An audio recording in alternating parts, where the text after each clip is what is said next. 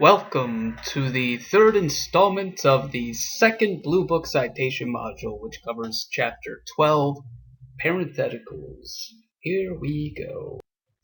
Now, before starting the slideshow, it might be most helpful to orient yourself by reading B4.1.5 on page 12 and B11 on page 26 of the Blue Book. You may have noticed that after some case citations, there's additional information contained in parentheses. Look at the janky example in Module 2.2 for an example. This is called a parenthetical. Parentheticals follow the full citation of an authority. Parentheticals can follow not just cases, but also law review articles, books, statutes, and more.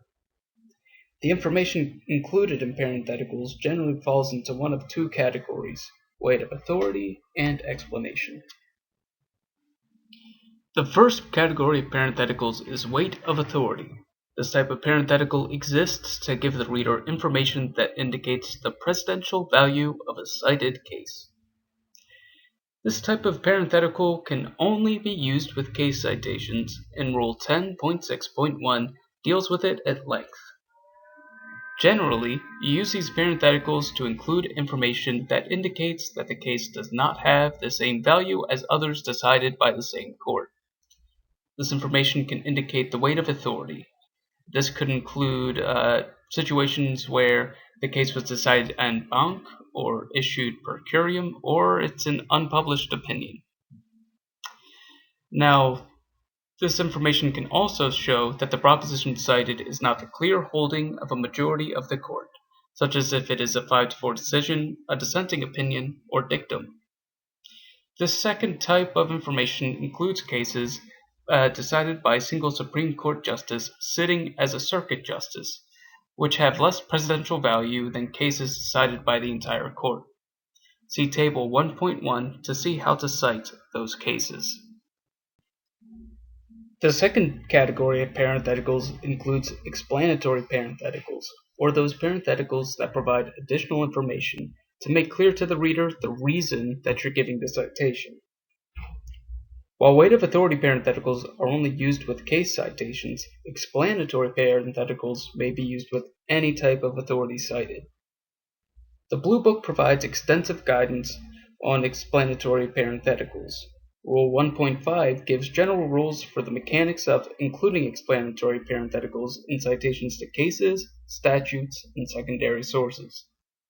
Rule 1.6c supplements Rule 1.5 with specific guidance for giving commentary in an explanatory parenthetical.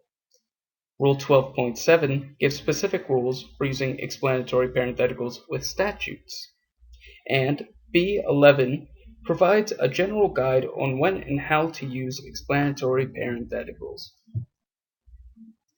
Most often, explanatory phrases begin with the present participle form of a verb, and that just means a verb ending in ing. For example, explain ing, argue ing, criticize ing. Because the explanation is a phrase, it does not need a period within the parentheses. Now let's look at some examples. Notice that in this janky example, the parenthetical is placed after and apart from the full citation. The initial verb, which is explaining, is not capitalized, and there is no period at the end of the phrase within the parentheses. Now let's look at this meeker example. Notice that there is a citation to another case, bone break, within the parenthetical itself. See Rule 1.6c and 10.62 for more information regarding commentary phrases such as this one. Lastly, what if your citation includes both weight of authority parentheticals and explanatory parentheticals? What do?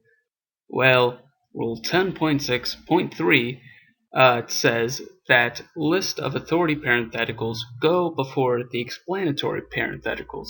So if you'll look at this example, the weight of authority parenthetical that says Stevens J. concurring goes before the explanatory parenthetical that says affirming an order vacating a temporary injunction. Now, what if there's also prior and subsequent history thrown into the mix? In that case, let's go back to the example that we used in the prior slideshow. You can see here that the explanatory parenthetical or weight of authority parenthetical would come before the prior or subsequent history. And I do believe that that is it for this slideshow. Enjoy the next one, which is the last one for Module 2.